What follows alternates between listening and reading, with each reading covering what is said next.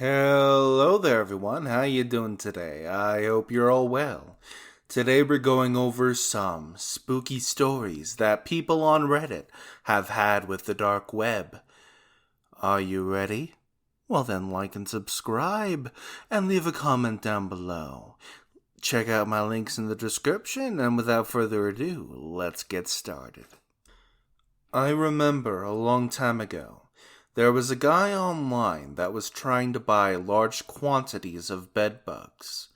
When questioned why he wanted them, he basically said that he wanted to try and breed them to be resistant to normal methods of killing them, while simultaneously breeding in a weakness that only he knew. That way he could release them in people's homes and then force them to pay him to get rid of the bedbugs, since no one else would be able to kill them. I found my own password on the dark web. I found a chan that had a link to a website that when you put in an email address, it would show you the password in plain text if the email address had been pwned. Typed in my old, now closed emails, and there it was. Just a blank page with my email address and password on it, sitting right there for anybody to find.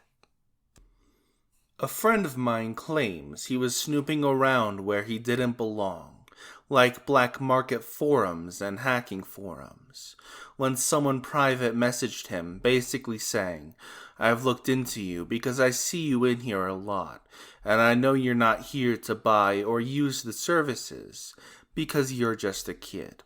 I don't mind, but others will, and you haven't protected yourself well enough to be here. Get off if you know what's good for you." Well, when I visited, I mostly visited the hacking cybersecurity part. Interesting to see how people go about hacking various things, and really educational. Yeah, there's people buying and selling 0 days and so on, but it's mostly just social engineering. Anyway, the scariest was a hacking advertising a service where he was willing to upload child uh-ohs onto someone's computer and report him to the police as a form of taking someone out. Well, actually, the scariest part was discovering that there were at least 2 people in the chat room that I was in discussing about kernel security who had used that service. I decided to stick to more regular forums afterwards. And then there's a comment under that in response to, but it's mostly social engineering. A billion years ago, it seems I was explaining just how easy it is for dumbass employees to cause damage to a network, and my boss claimed no employees were that stupid. So I burned a CD with naughties, you know the actual word, sharpied on it, and built an auto run that would shoot me an email with the machine name and IP, and dropped it in the parking lot. I had my email by the end of the day. A low-tier executive, no less. There are a lot of dark web communities for cybersecurity professionals.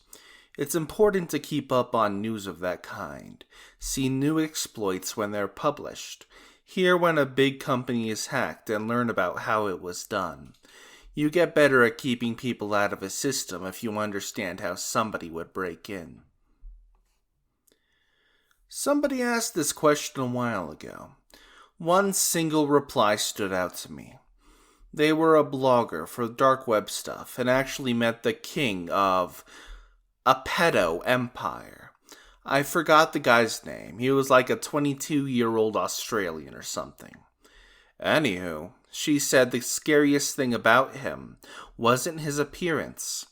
It was how absolutely normal he looked. This was a kid who single-handedly ran the biggest underground kid uh-ohs operation, and he looked like a regular Starbucks customer. I paraphrased, but this should sound familiar to a bunch of you. The case was interesting because the kid argued that he himself never actually harmed or filmed any children being harmed, and he never touched or naughtily filmed any child himself. Looked up stuff about Daisy's destruction if you're more curious. I haven't, and heard it's pretty gruesome, but that Google should put you on the right track to learn more about the story. While randomly clicking around Tor, one night I found a site with a riddle and a text box to open and answer. After figuring it out, it took me another page that had a message to decode and another text box. Basically, every page was a puzzle and got harder every time. I was 15 and not very smart with those kind of things, so I found a forum where other people had discovered the site and were talking about it. Apparently on the final page, it just displayed a date and a quote from Alice in Wonderland. I believe it was just a site made to be some sort of entertainment for the very experienced decoders and programmers, but there was speculation that it was a hacker recruiting site similar to Cicada 3301. Either way, it creeped me out a lot. A hitman site. No idea if it was a scam. I'd be willing to bet they just take the money and run, but I noped out quickly anyway. It was like you pay them the equivalent of $5,000 up front in Bitcoin, and they off someone of your choosing, and cover it up and you pay the rest later. Scary as frick. A friend of mine went digging and found a video of someone cutting a face from someone off his head and using it as a mask. Those are the types of videos that make me sick. It's impossible to tell which of these were scams or not, because I never tried to buy anything, but here's a few things I saw years ago. Tons of weapons, even more drugs. Human trafficking. It literally said, buy this woman for insert amount of money worth of Bitcoin. Child trafficking, same as above, but it was for children and more expensive if I recall. Hitman services, acid attack services, tons of websites selling credit card info, PayPal info, and bank details. One of the more interesting ones that I actually wanted to try was a forum dedicated to sharing insider trading tips. This way you could make investments that wouldn't be obvious insider trading, because you wouldn't be linked to the company involved. However, part of the registration process was that you had to submit a tip that turns out correct. High-quality counterfeit Magic the Gathering cards, year before the general public realized these things were running around. Back then, they were still higher quality than even what's available now. They were also all targeted at the mid-tier card prices, not the big-name stuff like Duels and Power, the sort of thing that no one ever thought to check.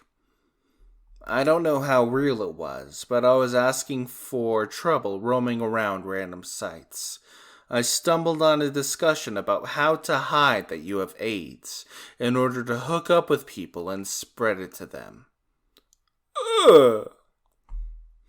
The only experience I've had is some random email I got saying my information was being sold there. Sure enough, my Uber account was hacked into, and people from Germany and Australia used it to buy $400 in food. Uber's response? It's your own fault for using a password you may have used somewhere else. And guess what? I didn't. I had my account on Uber all of 4 days. It took me 3 weeks to get my money back thanks to PayPal and my bank. And I never used Uber again. Never will. I'm positive my drivers sold my information after I signed up, as I only got one singular ride. I saw a slide from the hidden wiki that was about abducting and experimenting on the homeless. I have been told that it's a common fake. When I was about 12 or 13, I used to browse through Tor all night and just scroll through whatever my naive butt could find. Aside from the usual gore and CP that was floating around, I saw this one page that still haunts me now. This guy ran an animal sanctuary out in Colorado with a bunch of different exotic animals. He would essentially rent them out to people who were into, how should I put this? Violating animals. Some of those animals looked so miserable, malnourished, and chained up to posts. I didn't even know what to do with that info at that age, and just remember having nightmares about those animals. There was this deep forum I somehow stumbled upon. It had extremely screwed up people, and by screwed up I mean psychologically. There were people with unaliving tendencies. There were people telling them that nothing mattered and suggested different ways to off themselves. And there was this section dedicated to seducing family members. I remember reading a dude's post saying he's having feelings for his real sister. He tried a lot, but she rejected him, calling him crazy. And then he offed his sister. He then committed unalive because he couldn't take it. And this made it to the news and gives me shudders. I was incognito, so had no history. I couldn't find that site again after the way I did before. Edit. News didn't mention about the website. Don't know if they know it or not, but I made the connection by his post. He also made one last post before unaliving, which he said something like, "I killed my sister by accident. Guess I'll die too."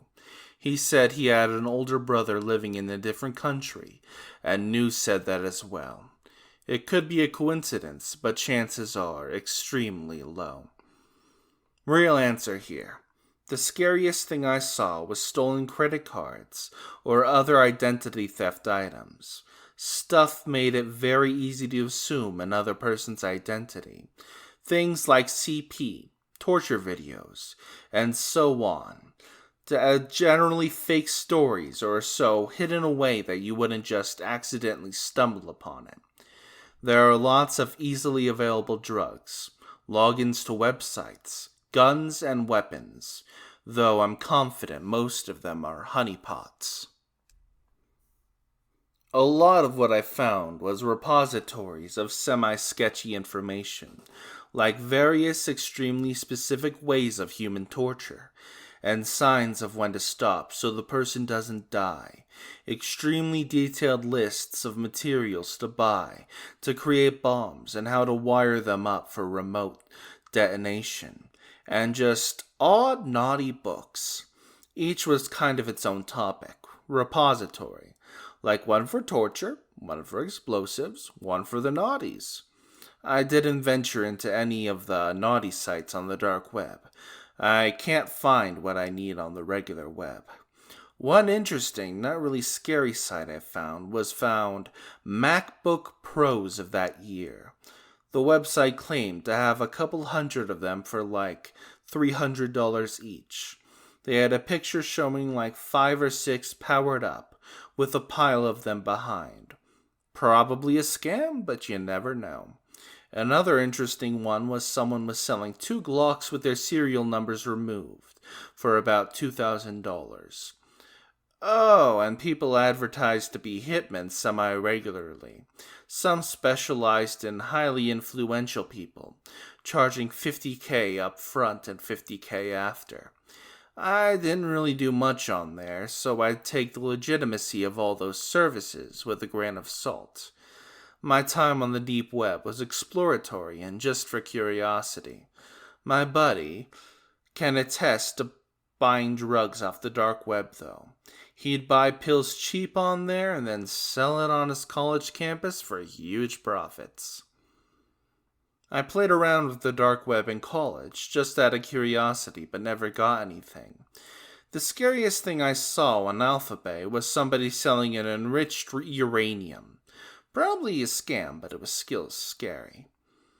Technically, back before I registered my domain, I had a script that would email me my IP address anytime it changed.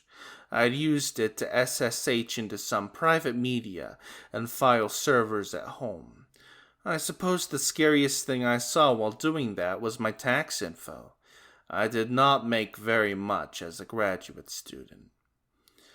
I haven't fired up Tor in years, but I found it really disturbing how easy it was to bump into CP.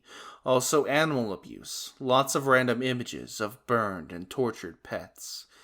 There are a lot of sickos out there. You try not to think about it, but they exist, and that scared me. I used to be very active on Illicit, and when I was there, I exposed some pedo networks on YouTube. Some pedo saw this and decided to PM me a link to a pedo chat room so I could expose them or something. Apparently he felt guilty about the CP. I opened it instinctively, but closed it before it loaded when I realized what I was doing. Then I deleted the account right after. That was probably the scariest thing that happened to me. I still feel paranoid it would come back to me somehow. I didn't even have the balls to report it to the FBI. Also, this is technically deep web since the chat room wasn't indexed on search engines. But it is the ClearNet though. Thank you for watching today's video. I hope you enjoyed.